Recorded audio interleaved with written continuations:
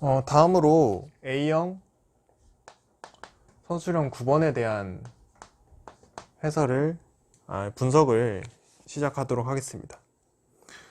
일단 가, 나에 대한 교사 A, B의 다항식 곱셈지도 하는 수업 사항이 있는데 같이 한번 살펴보자면, 일단 가에서의 교사 A의 수업 사항에서는 일단 교사 A가 공식을 주죠. 어떤 공식이냐면 이제 A 플러스 B의 세제곱에 대한 공식으로서 A 세제곱 플러스 3A 제곱 B 플러스 3AB 제곱 플러스 B 세제곱, 이러한 공식을 준 다음에 학생에게 이제 이 공식을 기억해라 라고 하고 있고, 그 다음에 학생이 네 알겠습니다 하고 그 교사 A가 이 x 플러스 3의 세제곱을 전개하라고 하고 있죠. 그때 이제 이 공식을 이용해서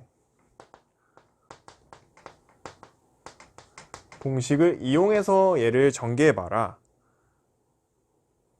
얘를 일단 전개해놓고 이 공식을 이용해서 이걸 하겠네요. 5x 플러스 2의 세제곱을 전개해보게 하죠. 그 다음에 이 공식을 이용해서 다른 문제도 한번 해보자 라고 하고 있죠. 가의 상황은 이러고, 그 다음에 나의 상황에서 살펴보면 교사 B의 수업 상황인데, 여기서는 이제 요 A 플러스 B의 세제곱이 어떻게 전개가 되는가에 대해서 교사 B가 질문을 하고, 그때 어떤 거를 주냐면 이 중학교 때 배운 공식, 여기 교사 B죠. 교사 B가 중학교 때 배운 공식 요 A 플러스 B의 제곱에 대한 공식을 기억하고 있나요? 라고 하고 있네요. 이때 학생이 뭐라고 하냐면 그게 기억 상황이죠. A 플러스 B의 제곱을 A 플러스 B 곱하기 A 플러스 B로 바꿔 전개하면 이렇게 돼서 이것을 알고 있어요. 이렇게 하고 있네요. 기억 상황은. 그렇게 됐을 때 교사 B가 질문으로 그럼 A 플러스 B의 세제곱이 어떻게 전개가 되나요? 라고 질문했을 때 일단 학생이 어떻게 대답을 하냐면 모르겠어요 라고 대답을 하고 있죠. 모르겠다고 하니까 교사 B가 질문을 하죠. 교사 B가 그럼 A 플러스 B의 세제곱을 두 다항식의 곱으로 나타낼 수 있나요? 라는 질문과 그거에 대한 학생이 이렇게 A 플러스 B와 A 플러스 B의 제곱의 곱입니다 라고 대답을 하고, 그 다음에 교사 B의 두 번째 질문은 그러면 이 A 플러스 B 곱하기 A 플러스 B의 제곱을 전개할 수 있나요? 이렇게 물어봤을 때 그때 학생이 무엇라고 답하냐면 이렇게 분배 법칙을 이용해서 전개하면 될 것 같아요 하고 잠시 후 아하 하면서 니은의 상황이 이렇게 주어지죠. 그러면 이렇게 해서 전개해가지고 그러면 A 플러스 B의 세제곱을 어떻게 전개하는지 알고 이제 혼자서도 할 수 있어요 라고 하고 있네요. 혼자서도 할 수 있어요. 그래서 교사 B가 그래요, 그러면 이것을 여러분이 직접 전개해 볼까요? 하고 있네요. 그렇게 했을 때 질문이 이제 문제 사항이 뭐냐면 가의 수업 상황에서 발생할 수 있는 극단적인 교사성 현상이 무엇인지 쓰고 그 이유를 설명해 보라 라고 했고, 그 다음에 위 나 수업사항에서는 기억에서 니은으로의 실제적 발달 수준의 변화 과정을 비고츠키 학파의 비계 설정에 근거하여 설명하라고 하고 있네요. 그럼 우선 이 가해 상황에서의 발생할 수 있는 극단적인 교수학적 현상이 무엇인지부터 살펴볼 텐데, 저희가 극단적인 교수 현상은 계속 기출에서도 자주 출제가 되었기 때문에 여러분이 이 극단적인 교수학적 현상은 잘 알고 있어야 하는데,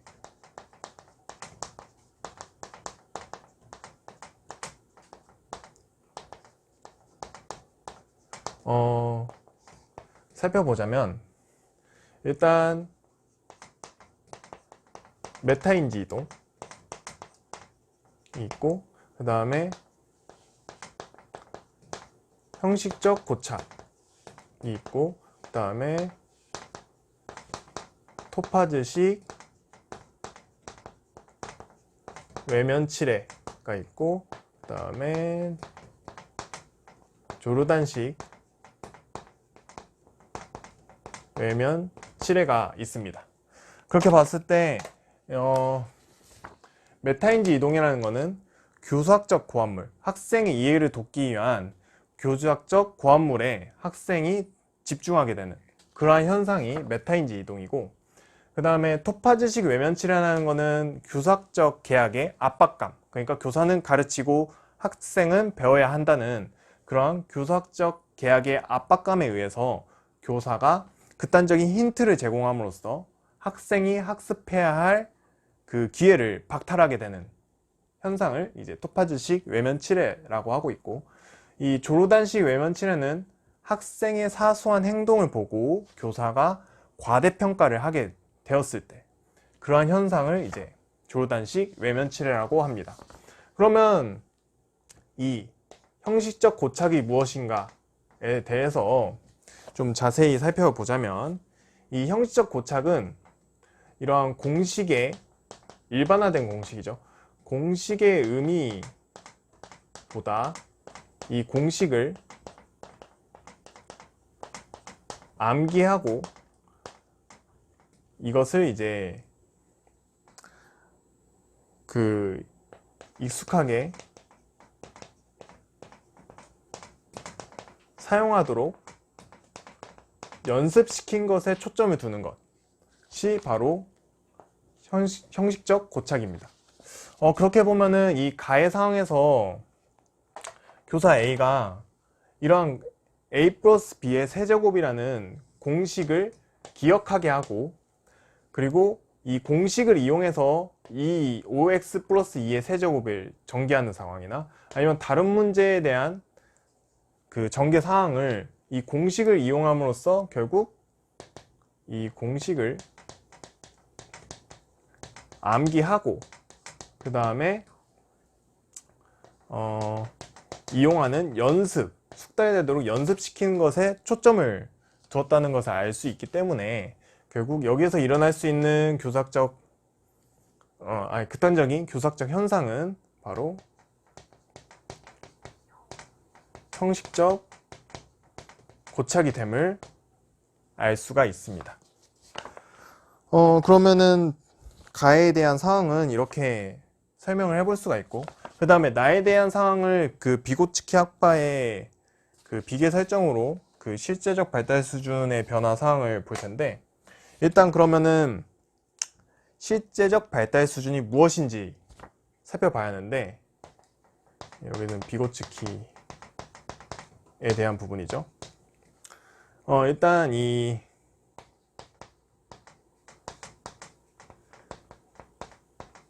실제적 발달 수준이라는 것은 뭐냐면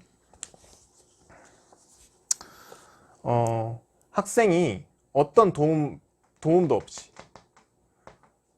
도움이 없이 이 문제를 해결할 수 있는 그러한 수준이 바로 실제적 발달 수준이 되고, 그것에 위로써 저희가 잠재적 발달 수준이 있는데, 이것은 이제 유능한 또래나 교사의 적절한 도움을 통해서 문제 해결하는 수준이 바로 잠재적 발달 수준이 되고, 그때 이제 이 실제적 발달 수준과 잠재적 발달 수준, 이 사이의 영역을 바로 우리가 잘 알고 있는 근접 발달 영역임을 알 수가 있습니다. 이렇게 했을 때 결국 비고츠키가 말하는 이 도움, 유능한 또래나 교사에 의한 도움, 바로 이러한 도움이 비고츠키 학파에서 말하는 비계 설정이 되는데, 이 비계 설정이 뭐냐면 결국 학습자가 주어진 과제를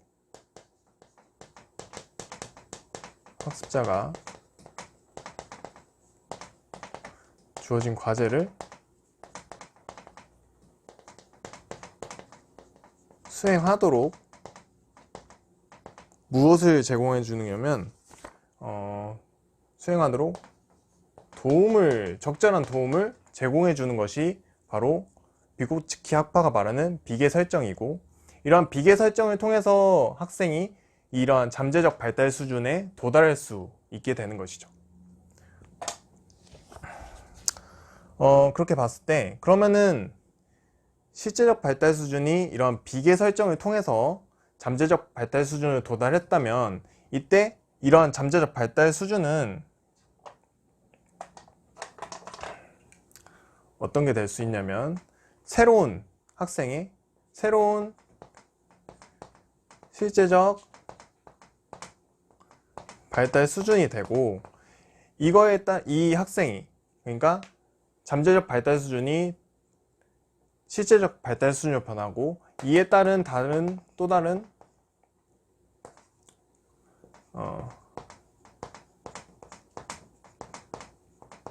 잠재적 발달 수준이 있겠죠.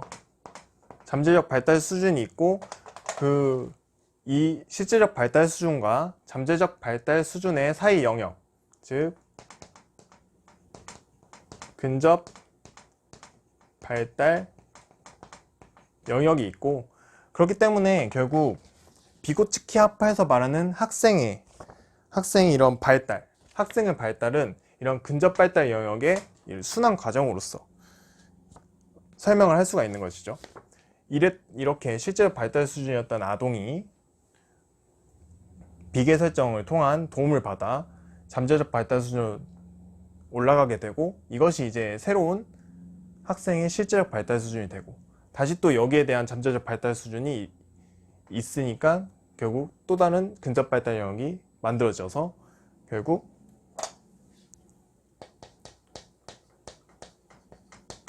학생의 발달을 무엇라고 할 수 있냐면 이런 근접 발달 영역의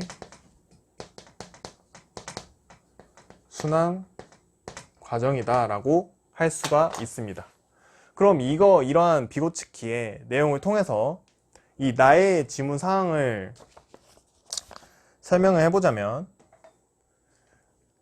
여기서 이 교사가 말한 a 플러스 b 제곱이 a 제곱 플러스 2ab 플러스 b 제곱이 된다는, 이것은 학생이 알고 있다 라고 했기 때문에, 이것은 이제 교사나 유능한 또래의 도움이 없이 학생이 알고 있으므로, 이 기억의 상황은 이 학생의 실제적 발달 수준임을 알 수가 있고, 그때 요 a 플러스 b의 세제곱을 어떻게 전개할 건가 했을 때 학생이 모르겠어요 라고 한 부분이기 때문에, 결국 이러한 모르겠어요 라는 부분에서 이 a 플러스 b의 세제곱을 전개하는 이러한 상황은 뭐가 되냐면 학생의 잠재적 발달 수준이 된다는 것을 알 수가 있습니다. 그때 교사 B가 무엇을 제공하냐면 이런 질문을 던지죠. A 플러스 B의 세제곱을 두 다항식의 곱으로 나타낼 수 있을까요? 라는 질문과 그리고 그러면 A 플러스 B 곱하기 A 플러스 B의 제곱을 전개할 수 있을까요? 라는 그 질문을 통해서 학생이 대답을 하면서 이 니은의 상황으로 가기 때문에 결국 교사 B 이러한 두 질문이 무엇이었냐면 학생에게 도움을 제공하는, 적절한 도움을 제공하는 것이죠. 적절한 도움을 제공하는 바로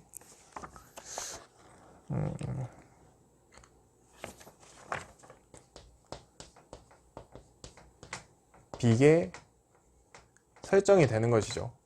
이런 비계 설정을 통해서 니은 상황에서 이제 아하 하면서 이 A 플러스 B의 세제곱에 대한 전개 사항을 혼자서도 할 수 있다고 하고 있네요. 그렇게 됐을 때 결국 이 전개하는 상황은 잠재적 발달 수준이었는데 교사의 이런 적절한 비계 설정을 통한 도움을 제공하니 이 니은 상황에서는 이 A 플러스 B의 세제곱이 새로운 실제적 발달 수준이 되었다는 것을 알 수가 있습니다.